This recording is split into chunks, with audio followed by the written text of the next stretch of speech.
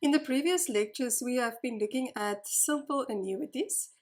A simple annuity is an annuity where the payment period and the compounding periods are the same.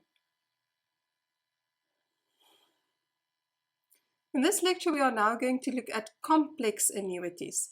So a complex annuity is one where the payment period and the interest rate compounding period are different. When we work with complex annuities, we need to find the equivalent effective interest rate. You will remember that we did that in chapter 1, where we had a formula to find the equivalent effective interest rate.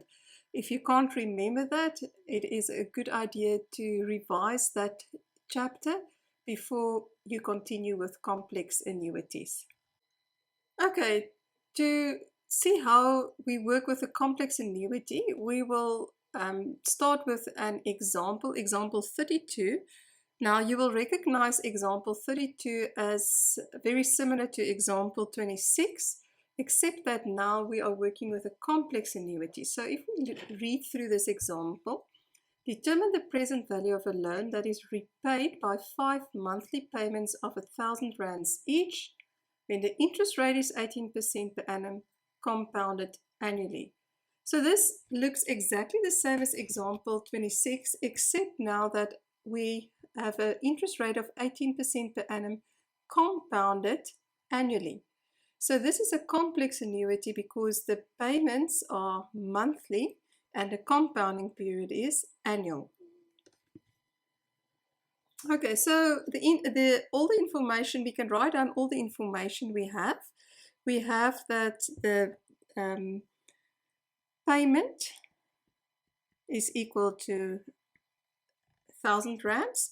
We have that the nominal interest rate is 18% per annum compounded annually.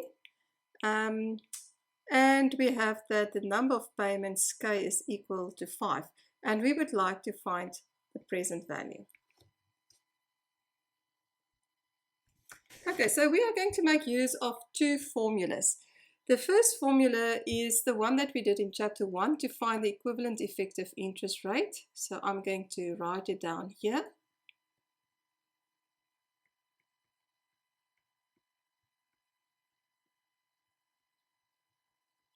And then also to find the present value of an annuity. So the formula to find the present value of an annuity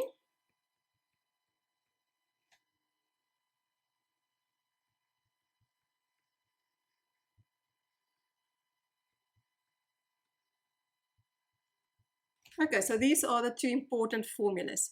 So the first thing is we need to find, because the payments are monthly, we need to find the equivalent effective monthly interest rate. So we would like to find the equivalent effective monthly interest rate. So we make use of our formula. And the interest rate that we have that the interest rate is 18% per annum compounded annually. So we have I1.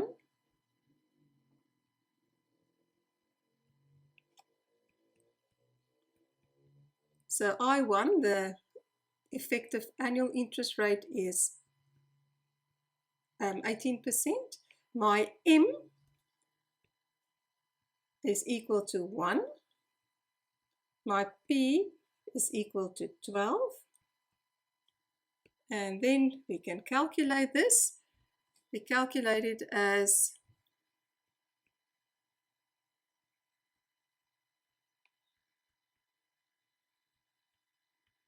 in terms of percentage, or you can write it as a decimal. So this is per month effective. So now we have the effective monthly interest rate, as well as the payments are done on a monthly basis. And now we can continue as if it is a simple annuity. So we would like to find the present value. So we would like to find the present value, the payment. And I'm now making use of this formula. The payment is 1,000 rands. And now I substitute I12. I substitute here the effective interest rate with the same compounding period as my payment period. So I have to substitute I12, and we have calculated I12 in the previous step. So you will see that I keep as many as possible decimals, especially when you are working with an interest rate. And this is to the minus k, and k is the number of payments, which is 5.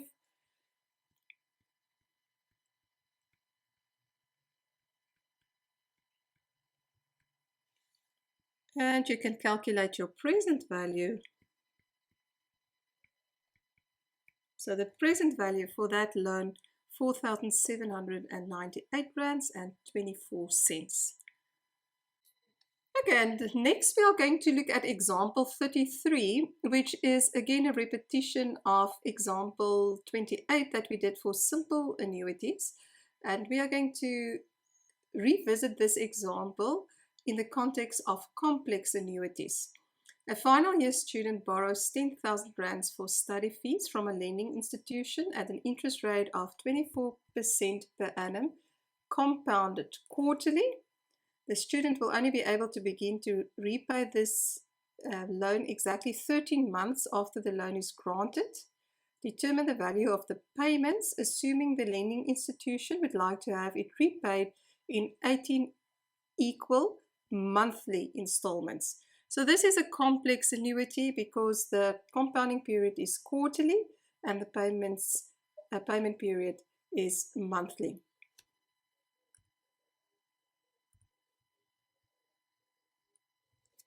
Okay, so let's just start with our timeline again. So that's T0, the student borrows 10,000 rands. The student can only start to repay it at time T13 after 13 months.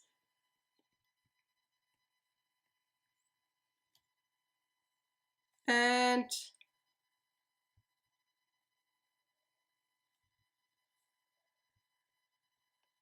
remember that the last payment, if we make 18 payments, the last payment will be at time T30 because you also have to count the first payment at time T13. Okay, and we would like to find the value of the payments. So the other information we have is that my interest rate is 24% per annum, compounded quarterly, and we have that our K is equal to 18. Okay, so first of all, remember that an annuity starts one payment period before the first payment. So our annuity starts at time T12, and we have to move this 10,000 rands. We have to move it to time T12 first and then use it as the present value of my annuity. So you can do this in two ways. In the first step, you can get the future value at time T12. You can start with your 10,000 rands and then your quarterly effective interest rate is the 24% divided by 4, and in 12 months we have 4 quarters, so it means from time T0 to time T12 we have 12 months, which means that it's equal to 4 quarters, and that means that the value at time T0 is equal to the following.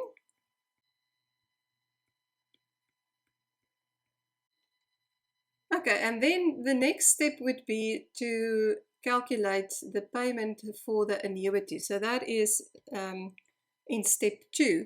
But now remember that our interest rate compounding period is per quarter and the payment period is per month.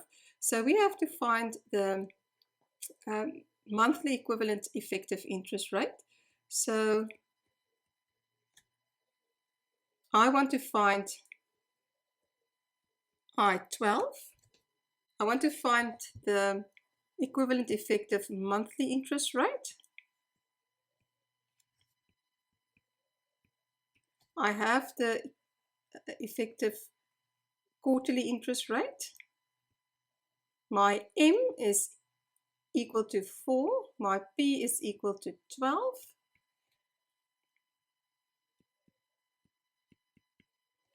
Now this effective quarterly interest rate is just a 0.24 divided by 4, or you can write it as 0.06.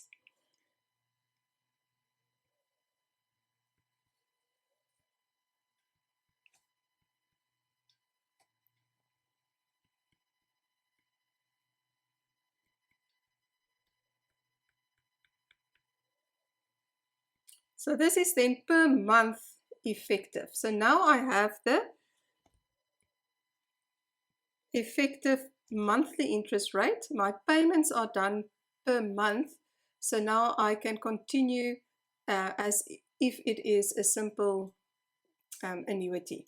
So I will continue on the next slide. So remember that the present value for an annuity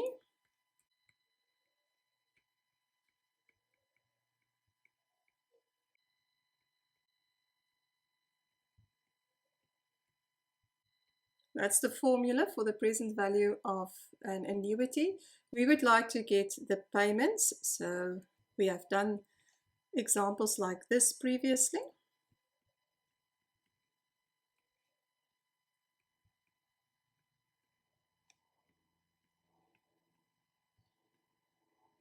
And that is now to the -1. Just remember that -1.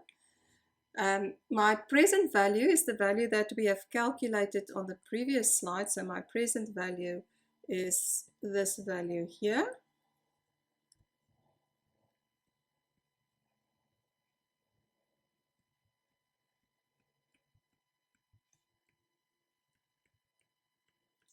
Okay, and we want to find I-12, the monthly effective interest rate, and we have calculated that also on the previous slide. Remember, this is given as a percentage. When you substitute it into your formula, you write it as in decimal form.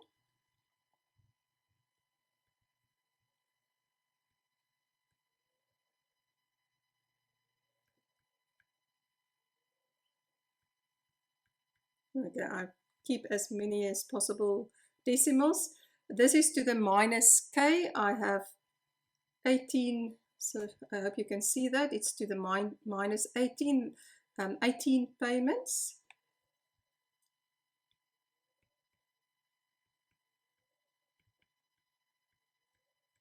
And all of this, remember, to the power -1 because we want to find the payment. And if you do the calculations, you should get to your monthly payments of 839 rands 23 cents.